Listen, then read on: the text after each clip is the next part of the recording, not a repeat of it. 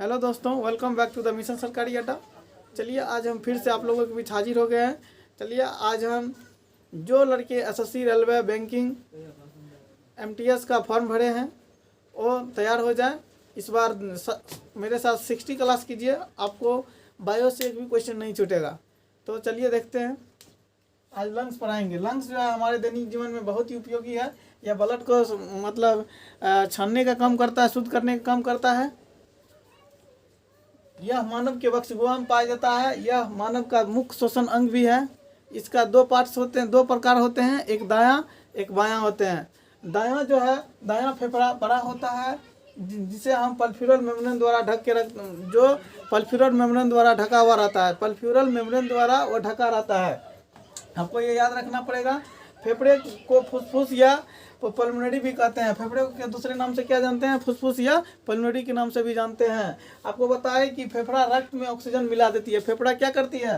रक्त में ऑक्सीजन मिला देती है, जिससे रक्त का शुद्धिकरण कहते हैं, जिसे रक्त का शुद्धिकरण कहते हैं। फेफड़ा रक्त का शुद्धिकरण कहते हैं। अर्थात रक्त फेफड़ा में जाकर क्या करती है? शुद्ध हो जाती है। अर्थात रक्त जो है फेफड़ा में जाकर शुद्ध हो जाती है। दोस्तों एक बार फिर से आपको बता दिया जाए। देखिए, लंग्स हमारे दैनिक जीवन में बहुत ही उपयोगी है। यह मानव के वक्षगुहा में पाया जाता है। यह मानव का मुख्य श्वसन अंग भी है। इसकी संख्या 2 होती है, दायां फेफड़ा और बायां फेफड़ा। दायां फेफड़ा जो सबसे बड़ा होता है, जिसके जो पल्फ्यूरल मेम्ब्रेन द्वारा ढका हुआ रहता है। पल्फ्यूरल मेम्ब्रेन द्वारा दाहिना फेफड़ा ढका हुआ रहता है। फेफड़े को फुसफुस या पल्मोनरी भी कहते हैं। फेफड़े को फुसफुस या पल्मोनरी भी कहते हैं। फेफड़ा रक्त में ऑक्सीजन मिला देती है, जिससे रक्त का शुद्धिकरण कहते हैं। अर्थात रक्त फेफड़ा में जाकर शुद्ध हो जाते हैं।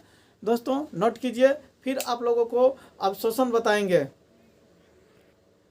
दोस्तों अब चलिए आपको श्वसन नली बताते हैं। श्वास नली। देखिए, श्वास नली जो है, आपको श्वास नली का पहले आप फिगर देख लीजिए। श्वास नली, ये मेरा ट्रेकिया है, श्वास नली है ट्रेकिया। देखिए इसमें ट्रेकिया है। ट्रेकिया के नीचे हाइलिन, हाइलिन जो सांस लेते हैं वहाँ छांकने का काम करता है, चढ़ने का काम करता है हाइलिन। हाइलिन के बाद जो है ये सांस आ जाता है यहाँ पे ब्रोंकाई में। ब्रोंकाई जो है, ब्रोंकाई से ब्रोंक्यूल्स, ब्रोंकाई के ब्रोंक्यूल्स। देखिए ये ब्रोंकाई हुआ, ब्रोंकाई के से एक ब्रोंक्यूल्स निकलता है। ब्रोंक्यूल्स के सिरे पर, ये ब्रोंक्यूल्स है, ब्रोंकाई से एक ब्रोंक्यूल्स निकलता है। ब्रोंक्यूल्स के सिरे पर अल्वेओली रहता है, जो हम सांस को अप डाउन करते हैं, वही मतलब अल्वेओली होता है। अल्वेओली में ही अगर आपको कोरोना होता है तो अल्वेओली को नष्ट कर देता है। नष्ट करके वह लंग्स को भर देता है, मतलब सांस नली को भर देता है, जिससे हमको हार्ट अटैक आ जाता है या फिर वैसे डेथ, सांस लेने में दिक्कत होती है, डेथ हो जाता है। कोरोना में अब यही चल रहा है। ब्रोंकियल्स जो अल्वेओली है, सिरे पर, ब्रोंकियल्स के सिरे पर जो अल्वेओली है वो काम करना छोड़ देता है, क्योंकि वो कोरोना जो है उसको तोड़ ताड़ देता है और जमा कर देता है ब्लड को।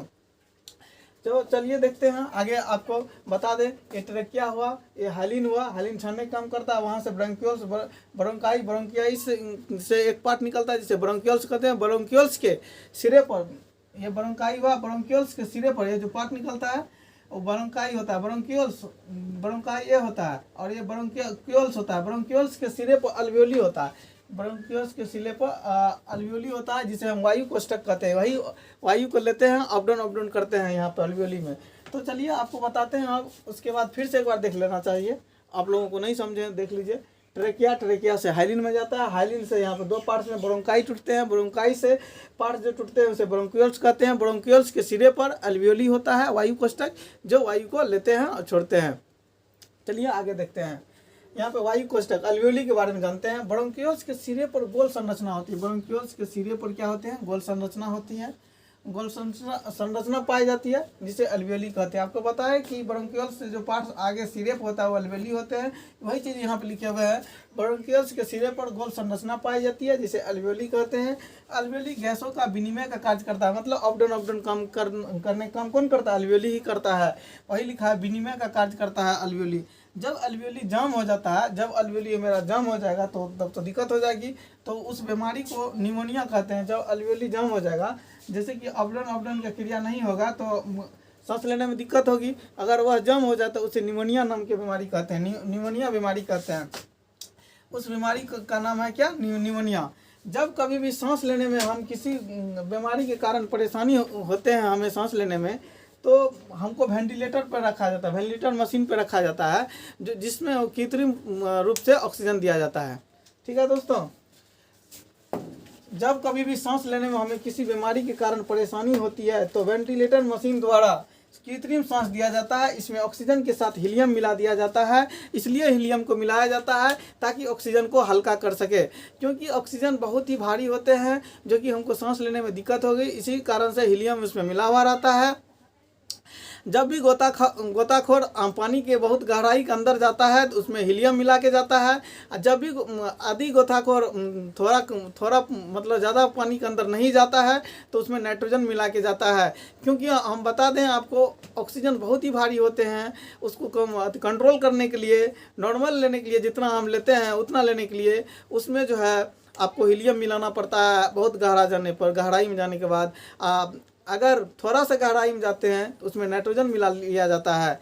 ठीक है दोस्तों, एक बार फिर से देख लिया जाए। ये ट्रेकिया हुआ, ट्रेकिया से हाइलिन में गया, जो हम सांस लेते हैं। ट्रेकिया से हाइलिन, हाइलिन से दो पार्ट्स टूटता है ब्रोंकाई का। ब्रोंकाई से जो पार्ट्स टूटता है उसे ब्रोंक्यूल्स कहते हैं। ब्रोंक्यूल्स के सिरे पर अल्वियोली पाए जाते हैं। वायु कोष्ठक, वायु कोष्ठक क्या करता है? वायु को विनिमय का कार्य करता है। वायु सांस लेते हैं, छोड़ते हैं, उसका कार्य करता है। अल्वियोली जब मतलब सांस नली जब जाम हो जाता है तो निमोनिया नाम के बीमारी होते हैं, निमोनिया नाम का बीमारी होता है। उसके बाद जब कभी भी सांस लेने में हमें दिक्कत होती है तो हमें वेंटिलेटर पर लाया जाता है। वेंटिलेटर पर कृत्रिम रूप से ऑक्सीजन दिया जाता है। ठीक है दोस्तों, जब भी गोताखोर बहुत अंदर पानी के अंदर जाता है तो उसमें आपको हीलियम मिला के दिया जाता है। और कृत्रिम, हाँ एक चीज़ भूल गए, वेंटिलेटर मशीन द्वारा जो सांस दिया जाता है उस पर रख के कृत्रिम जो ऑक्सीजन दिया जाता है उसमें हीलियम मिला हुआ रहता है, क्योंकि ऑक्सीजन बहुत ही भारी गैस होते हैं।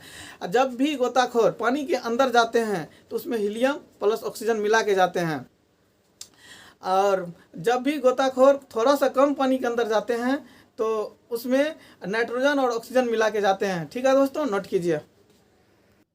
दोस्तों, वयस्क मानव जो है 1 मिनट में 14 से 18 बार सांस लेते हैं।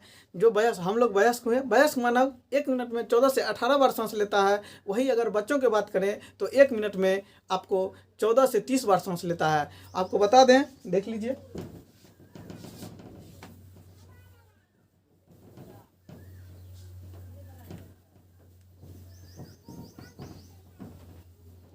अगर हम आपको बताएं वयस्क मानव के बारे में, वयस्क मानव जो है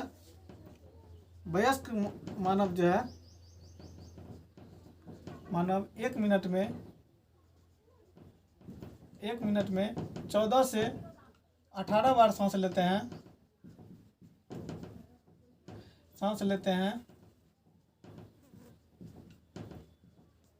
अगर हम बात करें बच्चों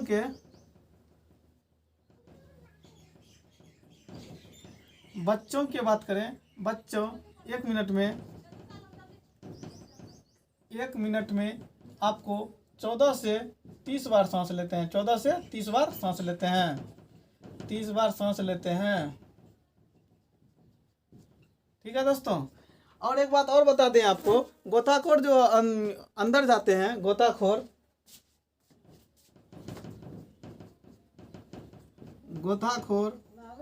पानी के अंदर जब गहराई में जाते हैं, बहुत गहराई में जाते हैं, बहुत गहराई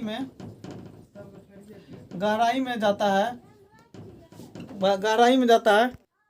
गोताखोर जब पानी के अंदर जाता है तो बहुत गहराई में जाता है तो अपने साथ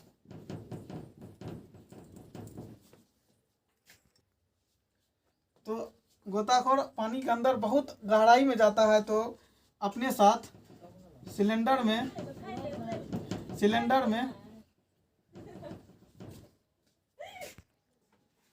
दोस्तों, गोताखोर पानी के अंदर बहुत गहराई में जाता है तो अपने साथ सिलेंडर में ऑक्सीजन एंड हीलियम लेके जाता है। ऑक्सीजन एंड हीलियम गैस जो है लेकर जाता है।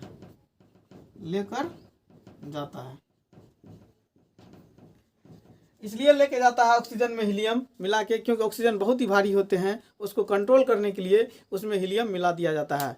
अगर एक बात और बता दे, अगर दोस्तों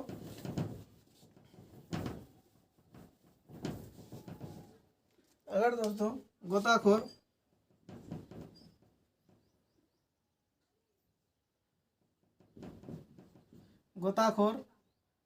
मतलब पानी के अंदर जाता है, थोड़ा पानी के अंदर ज़्यादा गहराई पर नहीं जाता है, ज़्यादा गहराई पर नहीं जाता है,